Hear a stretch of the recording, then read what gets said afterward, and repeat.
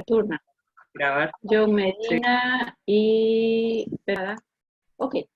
Bueno, entonces, dos características fundamentales. Grupo 1 y grupo 3. Recién vamos a ver ahorita la clasificación. Pero grupo 2 es bien especial y no comparte estas características en su totalidad. Uso dependiente no lo comparte, más si comparte voltaje dependiente. Y va a tener una afinidad extrema por músculo liso del vaso, territorio arterial y muy poquito venoso. Entonces las células que nos despolarizaban a menos 60 milivoltios, si yo bloqueo esta célula, le bloqueo el ingreso del calcio, su potencial de acción, disminuye frecuencia de disparo. ¿Para qué lo uso? Taquicardia supraventricular. ¿Qué efecto adverso va a dar bradicardia? Y acá hay algo importante. Si se bradicardizó mucho, el paciente responde muy bien al uso de atropina, ¿no? Porque a veces tenemos que hacer diltiazem o verapamilo endovenoso y el paciente tiene mucha respuesta y bradicardiza, entonces sí responde esa bradicardia al uso de atropina. El miocardio isquémico, este es especial. Si yo tengo acá un corazón, ese corazón está irrigado por sus coronarias, no las voy a dibujar porque dibujo muy mal, pero hagamos de cuenta que justo esta porción de aquí hace isquemia, porque le llega poco oxígeno por un vasoespasmo coronario o obstrucción coronaria. Esta zona isquémica empieza a generar impulsos eléctricos anormales. Ya, yo tenía ahí un electro y acá sale un disparo anormal. Esos son disparos por músculo cardíaco isquémico. Esa frecuencia de disparo está determinada por canales al calcio. Si está determinada por canales al calcio, el ingreso al canal del calcio, pues me va a bloquear esas arritmias por tejido isquémico y ellos despolarizan a menos 60 milivoltios y se comportan igualito que un nódulo sinusal o un aurículo ventricular. ¿De acuerdo? Entonces, por eso es que grupo 1 y grupo 3 pasan a ser fármacos antiarrítmicos. Músculo liso del vaso, bloqueo canal al calcio, vasodilatador. ¿Quién es más vasodilatador? ¿El 1, el 2 o el 3? El 2, doctora. ¿Cómo se llama grupo 2? Que se los he repetido 100.000 veces. Hidropiridinas. Droga tipo nifedipino, pero a partir de ahí han mantenido esa selectividad por vaso, pero ya con menos efectos adversos, y aparece la segunda y la tercera generación que la vamos a ver enseguida. Muy bien. Luego de que actúan a menos 60 milivoltios, también tienen afinidad por células que despolarizan a menos 90. Las células, ¿se acuerdan ese potencial de acción? ¿No ves? Tin, tin, con su meseta. Aquí en la fase 2 es que interviene el calcio. Y cuando él ingresa, actina miosina se contrae, aumenta contractilidad. Le bloqueo su canal al calcio. Va a disminuir la contractilidad. Por lo tanto, son fármacos inotrópicos, positivos o negativos. Inotrópicos negativos, doctora. Igual que quién, ¿qué hemos estudiado ya inotrópico negativo?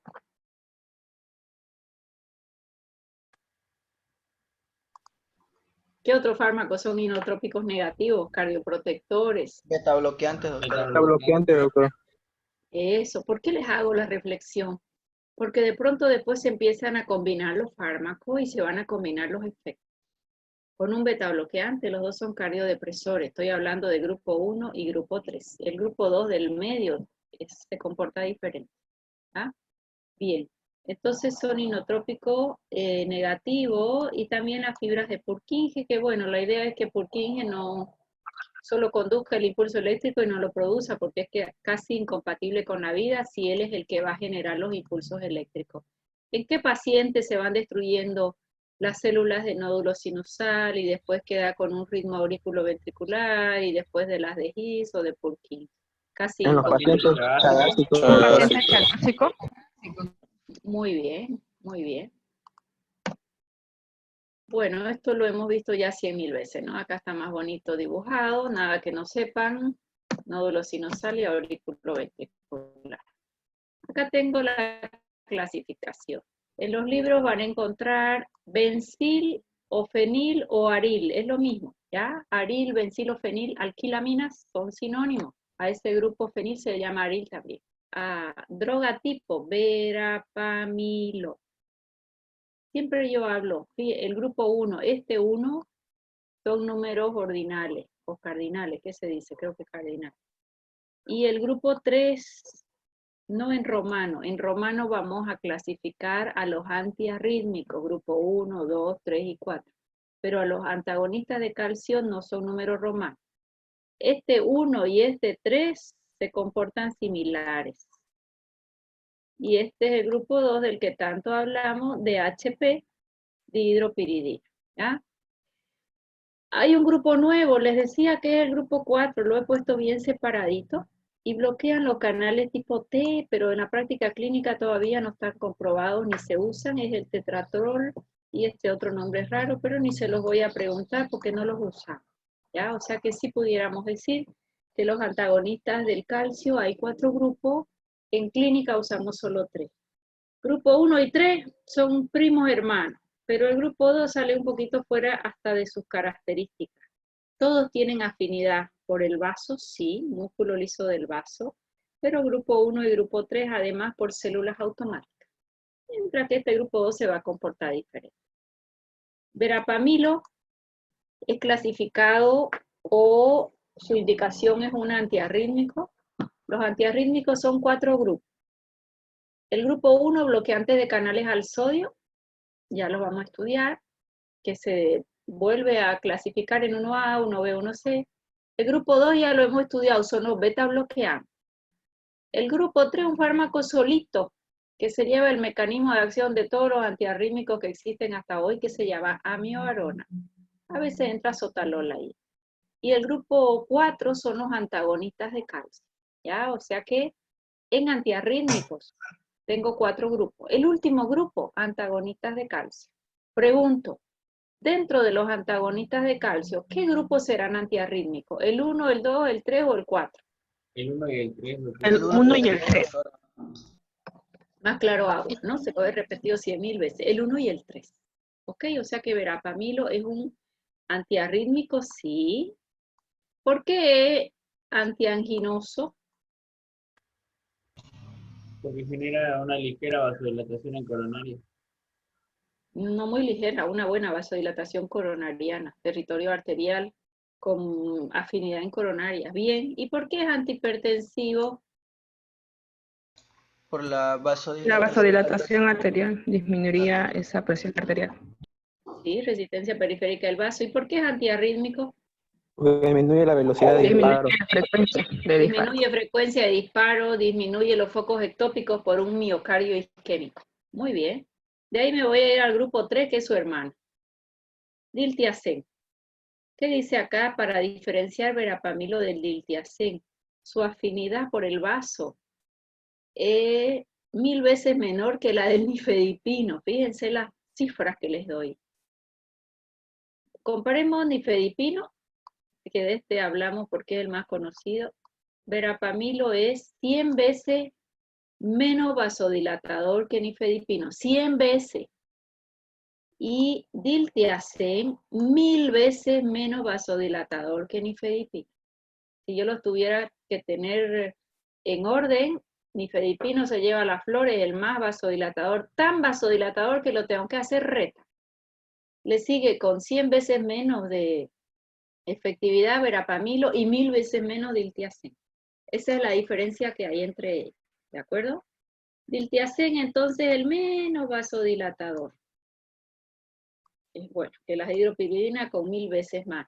Y sí va a tener más afinidad por los nódulos sinusal y auriculoventricular.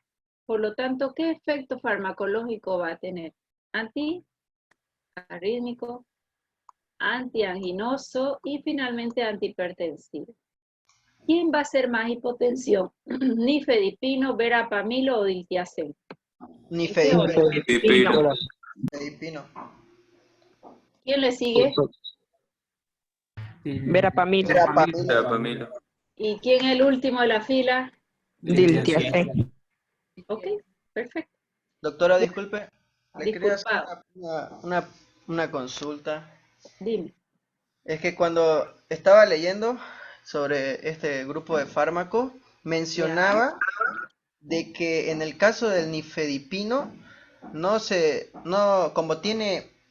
como su acción sobre el nodo sinusal y el nodo auriculoventricular es muy pequeña, el reflejo de la taquicardia se pronuncia más. En cambio, en los otros dos grupos, el grupo 1 y el grupo 2, donde está el verapamilo y el Diltiazem. diltiazem, aquí va a tener el efecto sobre el nodo sinusal y el nodo auriculoventricular, pero este puede ser contrarrestado por esos reflejos de esa taquicardia. Y a veces no es tan notorio esa taquicardia. En el caso, por ejemplo, de que utilicemos estos dos grupos para tratamiento de, por ejemplo, puede ser una angina, de que tratemos de vasodilatar la coronaria y así no tengamos ese efecto en el corazón de generar esa taquicardia. Ya, en pocas palabras, ¿qué has dicho? El grupo 1 y grupo 3 son cardioinhibidores. Nifedipino también va a ser un cardioinhibidor porque va a bloquear a menos 60 milivoltios. Sin embargo, es más elevado su efecto de rebote por activación del simpático y nunca va a ser cardioinhibidor, más bien tiende a aumentar un poco la frecuencia cardíaca y a mejorar gasto cardíaco, con una poscarga disminuida por la vasodilatación de territorio arterial. Eso te dice el libro. O sea que cardioinhibidores o depresores consideramos a grupo 1 y grupo 3. No es que el 2 no lo sea, lo es, pero rápidamente activa el simpático y él gana. Ese reflejo simpático gana sobre el efecto cardiodepresor. ¿Está bien? Sí, doctora, muchas gracias. Ya. Ok. Bueno, nifedipino.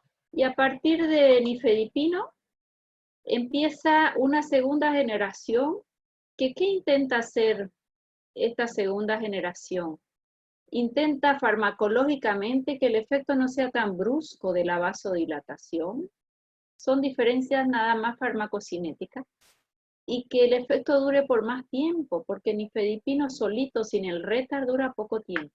Baja bruscamente la presión y se va.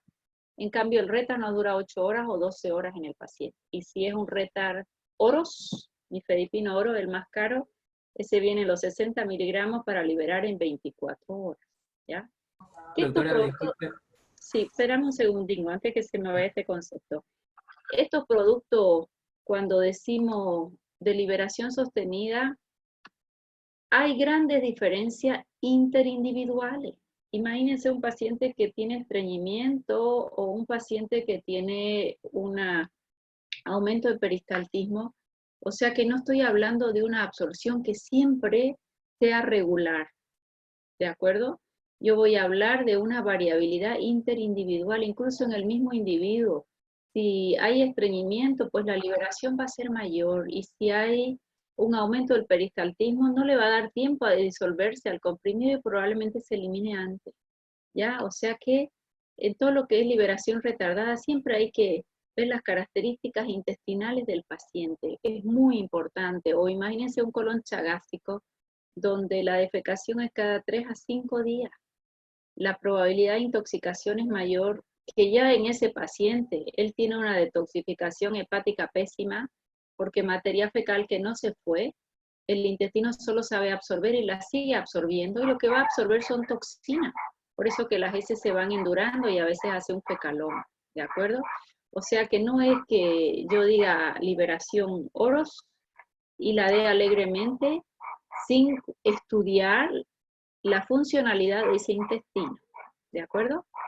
Ahora sí tu pregunta, no sé quién iba a preguntar. Doctora, ¿será que puede explicar por favor nuevamente lo del nifedipino retar, por favor? Y ya.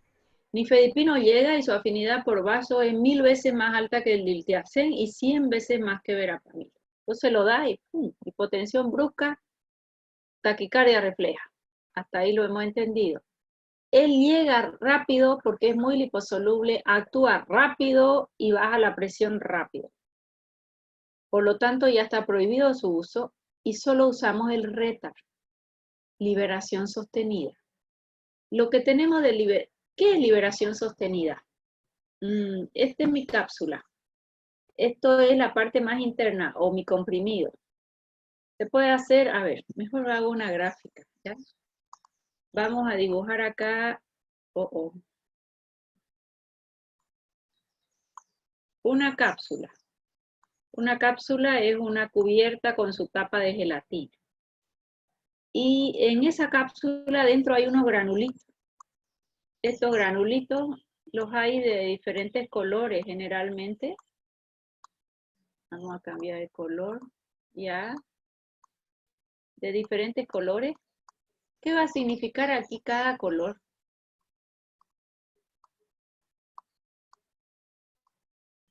Por ejemplo, los rosados se van a liberar dentro de los primeros 40 minutos, de acuerdo a su cobertura.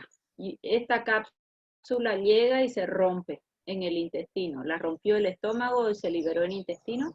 Y van a tener diferentes velocidades de disolverse según qué excipiente tienen. Excipiente es quien acompaña al principio activo.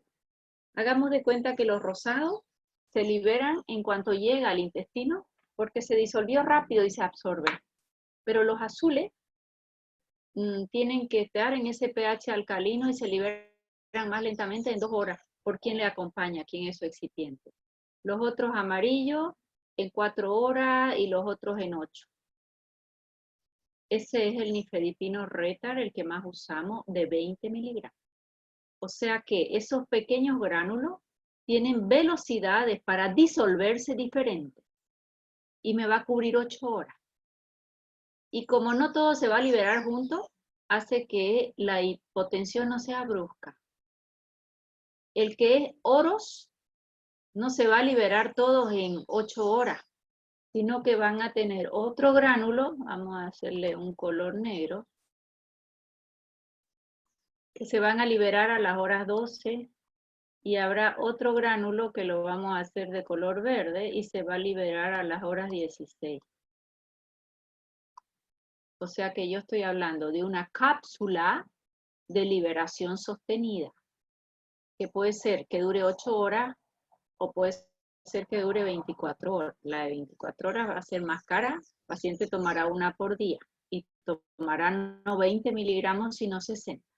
¿Será la única forma de hacer liberación sostenida? Cuando vean RL, liberación retardada, o SL, liberación sostenida, son sinónimos, ¿ya? En lo que se llama en los envases de los medicamentos. Pero vamos a hacer un comprimido. Un comprimido es polvo por compresión. La parte más interna tiene un excipiente que le va a costar liberarse. Pero le hacen una segunda capa de un excipiente que se va a liberar un poquito más rápido. Y luego le van a hacer otra capita. Pena que no tengo mi pizarra, ya. Y luego le hacen una última pasada. Pero esto debería estar relleno, ¿ves? Es toda una capa. ¿Qué tengo acá? Muy mal dibujado, tengo un comprimido, donde esto de color rojo, en cuanto llegue al intestino se va a liberar el fármaco, X concentración de nifedipino.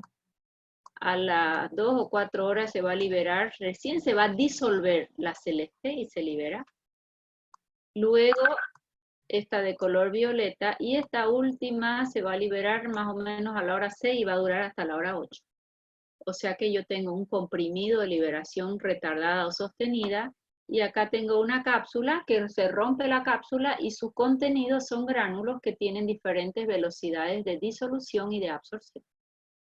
¿Qué va a pasar si yo este comprimido, que tiene muchas capas porque es liberación sostenida, yo lo partí? El paciente lo partió, ay, dice, me parece mucha dosis, lo voy a partir. ¿Qué va a pasar si se parte? Se pierde esa liberación sostenida, doctora, se altera el Claro. fármaco. Todo se va a liberar al mismo tiempo, porque ya le rompiste su integridad. En cambio, esta de acá, si esta cubierta era entérica, la idea es que no se rompa en estómago y sí en intestino, intestino, porque el principio activo se puede descomponer en el pH ácido gástrico, puede haber problemas. Pero de igual forma, si yo lo abro, ¿cómo sabré qué color es el que yo me tengo que tomar? No lo debo hacer. Nunca se debe fraccionar una liberación sostenida, nunca. No sé si respondí la pregunta, eso lo vimos un poquito comienzo de año en formas farmacéuticas, que no tuvimos prácticas, ¿no? Con eso.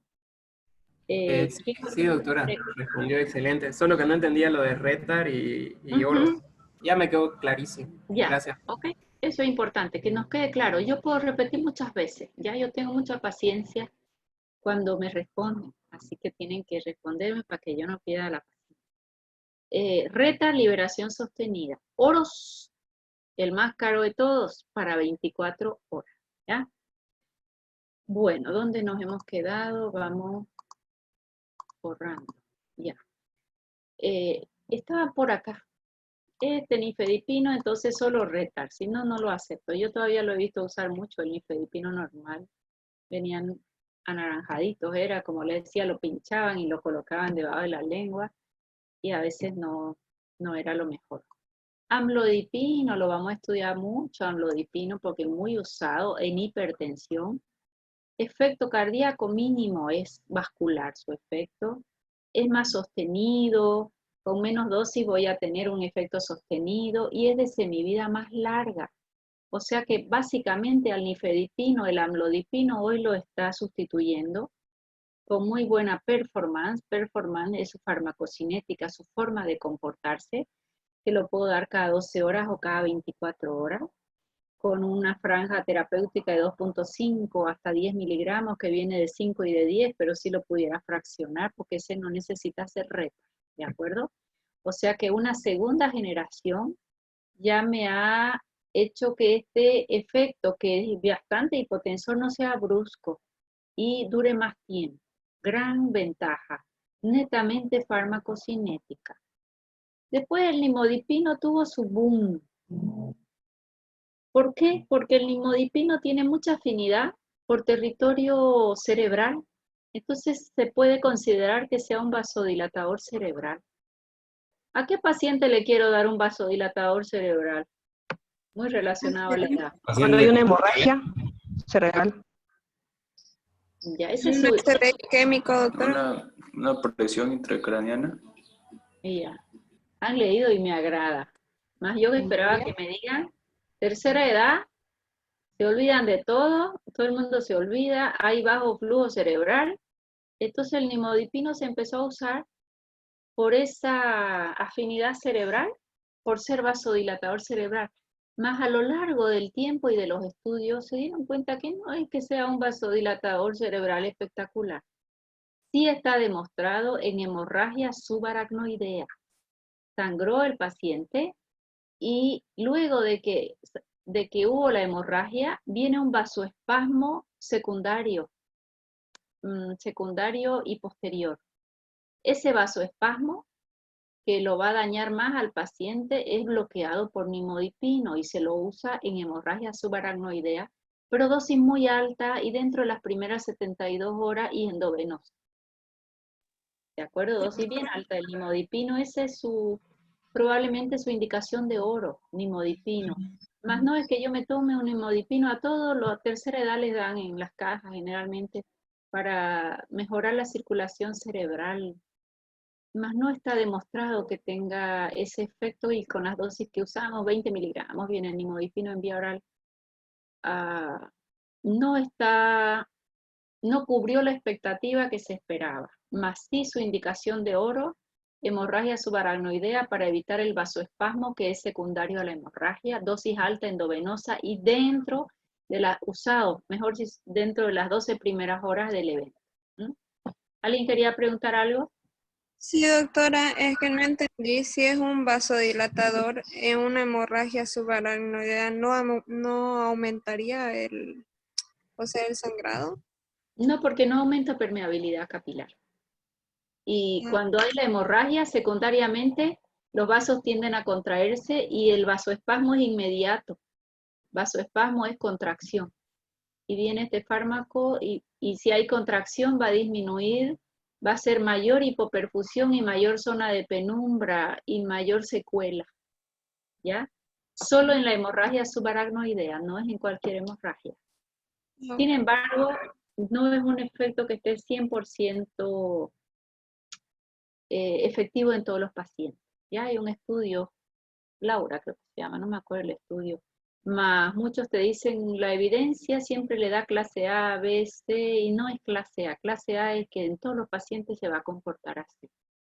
Pero tuvo mucha expectativa nimodipino hace muchos años y ya lo hemos dejado como una terapia que la aprendimos. Ah, está medio senil, no se acuerda, pérdida de memoria, vasodilatador cerebral, nimodipino, y vienen tomando los pacientes por largos tiempos, más ahí no está comprobado. Nicardipino, hermanito de él, nitrendipino, muy similar al nimo, nada, solo los que yo remarque los vamos a profundizar. Nitrendipino está 2 veces, ¿no? Mira, y nicardipino también. Y este es de la guía que estoy haciendo, lo voy a corregir. Ya.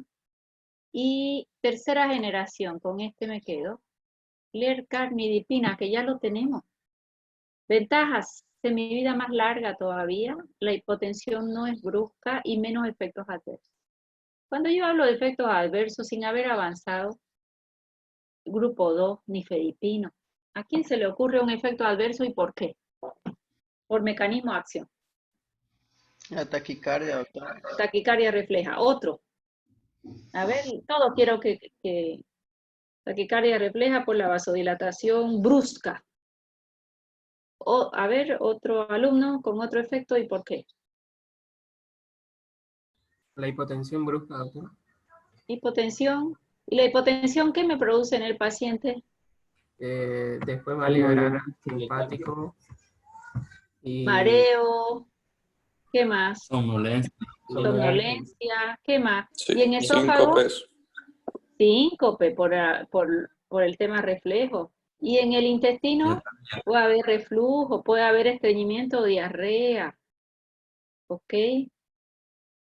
Y esta lecanidipina, grandes ventajas. Repito, mismo mecanismo de acción, más sus efectos son farmacocinéticos, entonces le salva los problemas que traía nifedipino. Lecanidipina no precisa hacer reta, ¿ya?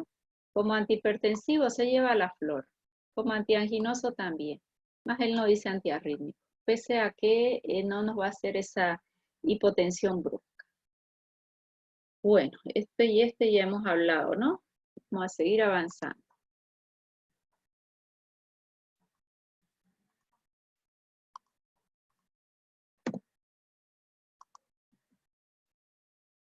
Esta lámina es muy interesante. Fíjense quién tiene mayor selectividad de los vasos. Vamos a separarlo como los hemos estudiado. Hemos estudiado, el primer grupo es el verapamilo. Este grupo 1, ¿verdad? Oh, y me quedan 10 minutos, no puede ser. Diltiazem es el grupo 3. No puedo sacar esto de aquí. Ahora sí. Ya. Y todos los demás es grupo 2. ¿Ya? Fíjense que nosotros decíamos que afinidad por el vaso, ¿quién tiene? El grupo 3, fíjense, nada. El grupo 1, un poco menos todavía. Afinidad de este era 100 veces menos que nifedipino. ¿Dónde está el nifedipino acá? Y el verapamilo 1000 veces. Más todos ellos, que no es grupo 1 y 3, el grupo 2, mucha afinidad por músculo liso del vaso. Nimodipino se aplazó porque se queda más en territorio cerebral. Nifedipino, con actividad en células automáticas, nada. ¿Por qué? Por vía refleja. Sí tiene afinidad y debería ser una cardiodepresión, simplemente porque hemos dicho que es voltaje dependiente y uso dependiente muy poco. Pero la liberación del simpático por vía refleja bloquea, ¿de acuerdo? Bloquea y predomina más bien una estimulación, pero en un inicio muy mínima su afinidad por células automáticas de corazón. El miocardio, los demás, todos se comportan igual. Vamos a avanzar, si no, no voy a llegar nunca. Nada. Acción refleja. ¿Con quién me quedo siempre? Lo vuelvo a repetir, nifedipina. Esa acción refleja me contrarresta la cardioinhibición siempre.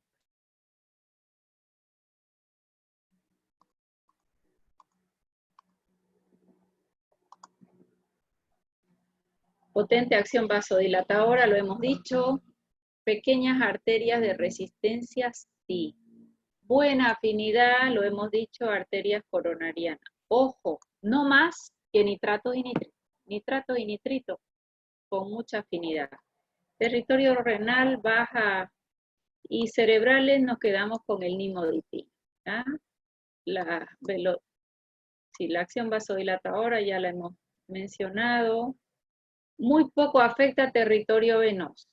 En la medida que vamos aumentando la utilización y la dosis, ya se pierde preferencia por territorio arterial y queda un poquito venoso. Y tiene un ligero afecto natriurético.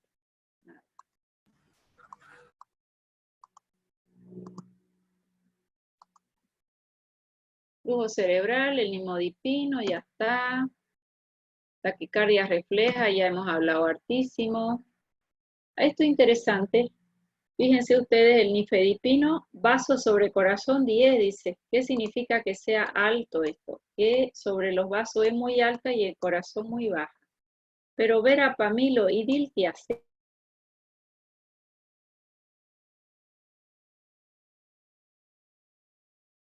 muy bajita vasos. O sea que como antihipertensivo se aplazan un poquito los dos y no lo uso como antihipertensivo. Lo uso como antiarrítmico, principalmente cuando hay un miocardio isquémico. Mientras que amlodipino se comporta como un nifedipino, pero le estoy disminuyendo bastante sus reacciones adversas y su farmacocinética es mucho más larga, ¿ya? Creo que les he repetido tanto esto que ya el tema está aprendido. En cuanto a las dosis las voy a ver con cada uno los más usados, ¿ya? Su franja terapéutica, en el caso del nifedipino, hasta 120, amlodipino, lo tenemos de 5 y de 10, su franja terapéutica de 2.5 a 10, el verapamilo, si bien viene de 80 y también de 120, ahorita hay uno de 180, se puede usar hasta 360. Y el diltiazem lo tenemos en comprimidos y también lo tenemos en ampollas, que viene de 4 ml, 1 ml 5 miligramos, viene con 20 miligramos. De acuerdo a su semivida, fíjense las dosificaciones, nada más de forma comparativa. Nifedipino solo LS, liberación sostenida, ¿ya? O también se pone LS o RS, lo mismo, son sinónimos los dos.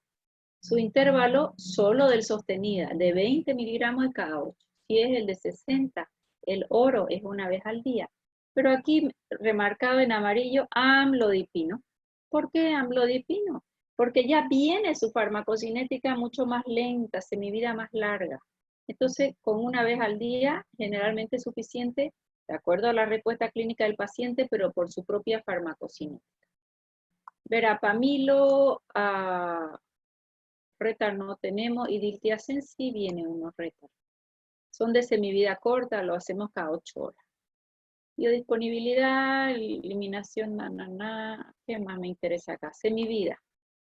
Esto, lo que está en amarillo es lo más importante. Casi todos se biotransforman en el hígado, se eliminan por el riñón, no hay grandes características. Sí vamos a ver que muchos de ellos, principalmente casi todos los antagonistas de calcio, dentro del hígado tienen una biotransformación por el sistema P450 por una hormona, una enzima, ¿ya? Y esa enzima es inhibida por el jugo de pomelo. Esa va a ser una interacción extremadamente importante, porque si yo le inhibo la enzima que lo biotransforma, el citocromo P450, aumenta su nivel plasmático. Y el gran problema es que ellos son o cardiodepresores uno o muy vasodilatadores los otros. Y ese efecto del jugo de pomelo, que al paciente le gusta, ¿no? El jugo de pomelo puro, un vaso grande, le dura a veces hasta 3 días. Entonces todo paciente que recibe su antagonista de calcio, principalmente el grupo 2, está contraindicado tomar jugo de pomelo. Lo vamos a remarcar enseguida. Esa propiedad farmacocinética sí es extremadamente importante. Bien, efectos secundarios de forma general y después vamos a puntualizar algunas características en los más usados. Vamos a estudiar bien nifedipino, vamos a estudiar bien diltiazem, vamos a estudiar lecarnidipino y verapamilo, ¿ya? Pero de forma general, en todos los que tienen afinidad por músculo liso del vaso, pues vasodilatación. En la medida que la liberación se haga sostenida, eso disminuye, aún así todavía se mantiene ese efecto simpático de rebote. Todo lo que es vasodilatador, cefalea. Y si le preguntas, ¿por qué da cefalea? Por la vasodilatación. Rubor facial, más que todo los que se liberan muy rápido. Mareos y vértigo por falta de oxigenación. Y este edema maleolar, ¿quién ha leído por qué? Con nifedipino es muy usual. El paciente no está edematizado, pero le miras los tobillos y eso es edema perimaleolar. ¿Por qué? ¿Quién leyó algo? A ver.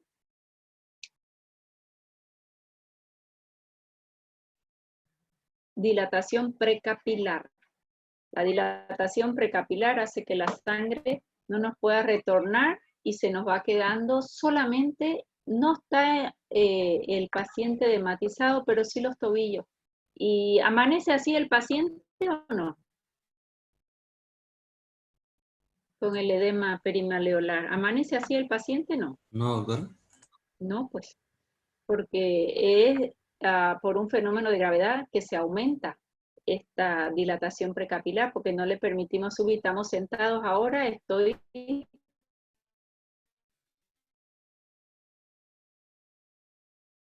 apretando las ilíacas y estoy contra la rodilla. Con mayor razón no va a poder retornar la sangre, ¿ya? Esto del robo coronario es interesante. El robo coronario, gran parte del volumen minuto cardíaco, como dilató las coronarias, queda aquí y le llamamos un robo coronario y hace que el flujo sea bastante más lento y en muchos casos puede agravarnos un poquito la angina de pecho. ¿Ya? Eso se ha visto más que todo en el nifedipino en el que no es retar. Con el retar eso ya lo hemos solucionado, saneado bastante. Me queda menos de un minuto. Vamos a terminar la clase. A todos les recomiendo, el libro de Flores tiene 5 hojitas de antagonista de calcio, no es más. Léanlo, estudienlo y si solo vamos respondiendo dudas, mucho mejor todavía, ¿ya? Después de antagonistas de calcio, vamos a entrar ya en insuficiencia cardíaca. Vamos a dar las generalidades y su droga tipo que es la digoxina, los cardiotónicos. Los otros casi que ya los hemos estudiado, fármacos que pueden aumentar. ¿Ya? O sea que si se corta, ya saben, para el día sábado. A nivel gastrointestinal ya hemos dicho por qué. Porque bloqueó la conductancia, el ingreso al calcio y el cardias va a relajarse. Estreñimiento se ve con verapamilo y diarrea se ve